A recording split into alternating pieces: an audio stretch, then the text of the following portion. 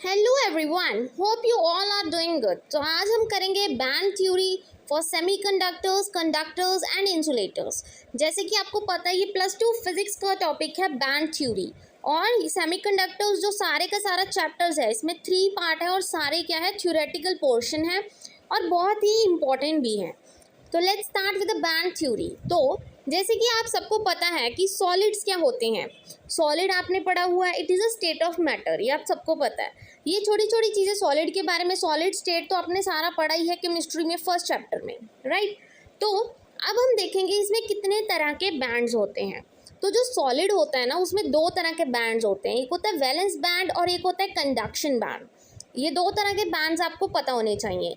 एक होता है वैलेंस बैंड और दूसरा होता है कंडक्शन बैंड। अब ये तो आपको पता लग गया, बट एक्चुअल में इनका क्या काम है, ये होते क्या हैं, कंडक्टर्स में कैसे होते हैं, सेमीकंडक्टर्स में कैसे होते हैं, ये आपको मैं बताऊंगी। So let's start. पहले हमने एग्जांपल लिया, जैसे कि हमने कोई भी एक उठा लिया, सोडियम का ले लो, आप मैग्नीशियम का ले लो, जिसका भी ऑफ बो प्रिंसिपल आप सबको निकालना आता है, तो बस आपने ऑफ बो प्रिंसिपल से ले लेना। तो मैंने क्या लिया कि मैंने सोडियम का उठा लिया 1s2 2s2 2p6 3s2 3p2 and 3d, ये मैंने उठा लिया। तो इसमें हमें क्या चाहिए होता है, हमेशा 3s2 3p2 एंड 3d की बात हुई है। तो ये तीनों क्या होते हैं, वैलेंस शेल होते हैं, राइट। इतनी सी सिंपल सी चीज़ थी, तो मैं फिर से आपको यहाँ पे लिख के बता देती हूँ, आपको ईजी हो जाएगा। 1s2 2s2 है आपके पास, 2p6 है आपके पास, बट आपको चाहिए क्या, इनमें से कुछ नहीं चाहिए, आपको चाहिए 3s2 3p2 and 3d, right. आपको ये 3 चीज़ें चाहिए और आपको कुछ नहीं चाहिए। तो इसमें सिंपल सी जो बात कही गई है वो मैं आपको समझाती हूँ। अब इसमें वैलेंस बैंड और कंडक्शन बैंड का क्या काम है, साइड बाय साइड आप ऊपर भी देखिएगा और नीचे भी मैं आपको समझाती हूँ। तो ये 3 चीज़ें तो आप देख सकते हो, एक एस में भी फील्ड है और पी में भी फील्ड है, पर जो डी है वो खाली है। तो आप क्या करोगे, एक लाइन आपने लगा दी एस की, एक किसकी 3s की, राइट, सिंपल। एक लाइन आपने लगा दी 3p की, ये भी ठीक है। ये फील्ड थे तो इसलिए नीचे थे, मतलब फील्ड थे, भारी थे तो नीचे बैठ गए, और जो चीज़ें नीचे बैठ गई वो होती हैं वैलेंस बैंड। इतनी सी बात समझ आ गई, राइट। और 3D क्या था, खाली था, वो बेचारा खाली था इसलिए हवा में उड़ता रहा, और जो चीज़ हवा में उड़ रही है उसको क्या बोलते हैं हम, कंडक्शन बैंड, जो हमेशा एम्प्टी होता है। इन दोनों का समझ आ गया। तो क्या बोला अभी मैंने, फिर से मैं रिपीट कर देती हूँ, 3s2 3p2 ये दोनों फील्ड हैं क्योंकि इनमें 2 इलेक्ट्रॉन्स हैं ऑलरेडी। तो ये दोनों नीचे आके बैठ गए क्योंकि ये भारी हो गए, इनमें इलेक्ट्रॉन्स हैं तो नीचे बैठ गए, तो बन गया वैलेंस बैंड। तो डी वाला था जो वो खाली था तो वो हवा में उड़ता रहा, और हवा में ऊपर जाके क्या हो गया, कंडक्शन बैंड। सिंपल सी बात समझ आ गई। और यही चीज़ मैंने ऊपर समझाई थी, अभी भी ध्यान से देख सकते हो आप कि ये आपको दिख गया वैलेंस बैंड, 3s और 3p का बना लिया आपने, राइट। और ऊपर 3d जो खाली था वो बन गया कंडक्शन बैंड। अब आप देख सकते हो इन दोनों के बीच में एक स्मॉल गैप बचा हुआ है, राइट। इन दोनों के बीच में वैलेंस बैंड में और कंडक्शन बैंड में एक आपको दिख रहा है गैप, मतलब जगह दिख रही खाली। उस गैप को आप क्या बोलोगे, फॉरबिडन गैप। हमेशा याद रखना उस गैप को हम क्या बोलते हैं, फॉरबिडन गैप। बाय चांस कभी भी डेफिनेशन आती है तो आपको पता होना चाहिए, वो गैप जो वैलेंस बैंड और कंडक्शन बैंड के बीच में होता है उसको हम क्या बोलते हैं, फॉरबिडन गैप। अब ये समझ आ गया, गैप के बारे में समझ आ गया कि गैप्स क्या होते हैं, कंडक्शन बैंड क्या होती है और वैलेंस बैंड क्या होती है। अब हम पढ़ेंगे कंडक्टर्स में वो कैसी होती है, इंसुलेटर में और सेमीकंडक्टर में। तो बहुत ही मतलब जो सिंपल सी चीज़ आप सबको पता होगा कि कंडक्टर्स क्या होते हैं। कंडक्टर्स वही होते हैं ना जिसमें से इलेक्ट्रिसिटी आराम से फ्लो करती है। इंसुलेटर क्या होते हैं, जिसमें इलेक्ट्रिसिटी फ्लो नहीं करती। और सेमीकंडक्टर्स क्या होते हैं, जो ना ही इंसुलेटर होते हैं ना ही कंडक्टर होते हैं, उनके बीच में बैठा हुआ होता है, तो उसको क्या बोलते हैं हम, सेमीकंडक्टर्स, राइट। ये हम N और P टाइप में पढ़ेंगे नेक्स्ट वीडियो में। तो सबसे पहले हम बात करेंगे इंसुलेटर्स की। तो इंसुलेटर्स में आप सब क्या देखोगे, इसमें बताया गया है कि आपके पास वैलेंस बैंड है और आपके पास कंडक्शन बैंड है, राइट।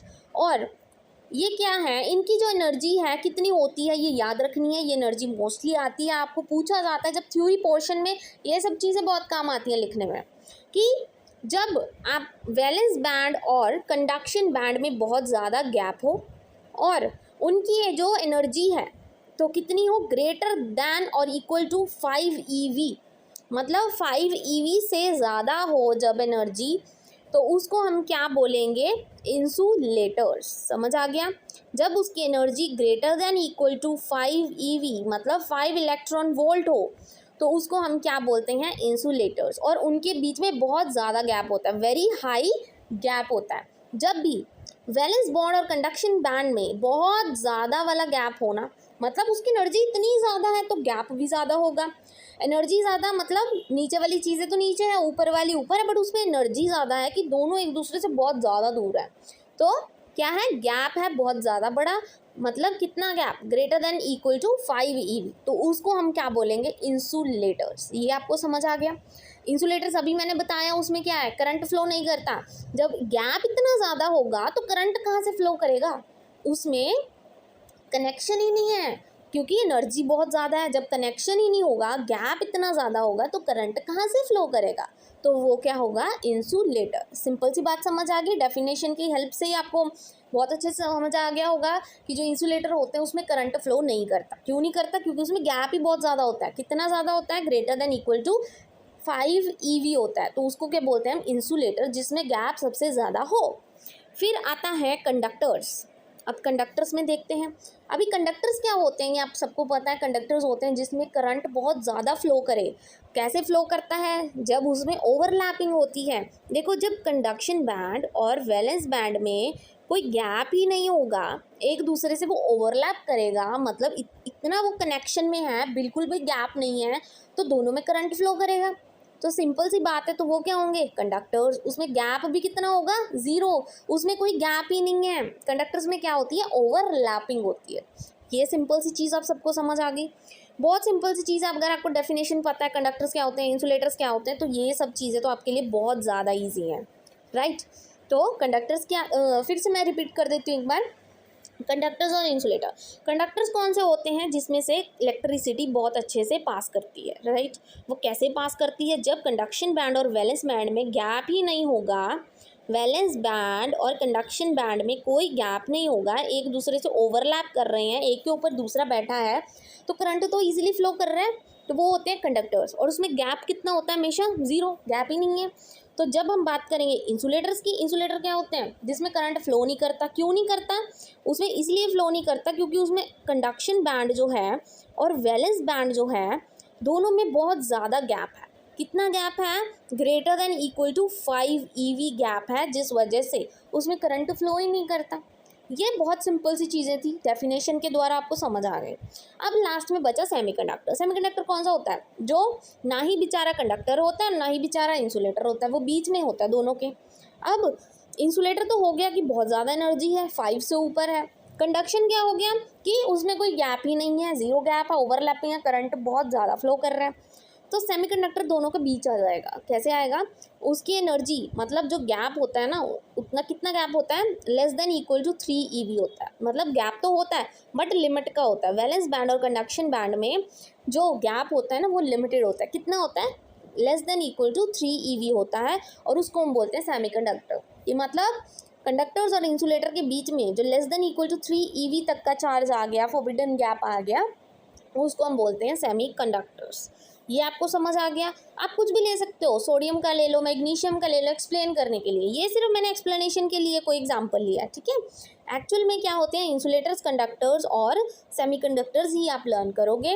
और ये आपको समझ आ गया। नहीं समझ आया तो फिर से एक बार मैं रिपीट कर देती हूँ आपके लिए, राइट। तो अभी हम फिर से रिपीट करने जा रहे हैं। वैलेंस बैंड, कंडक्शन बैंड, अब सबको पता है, उसके बीच के जो गैप होता है उसको क्या बोलते हैं हम, फॉरबिडन गैप।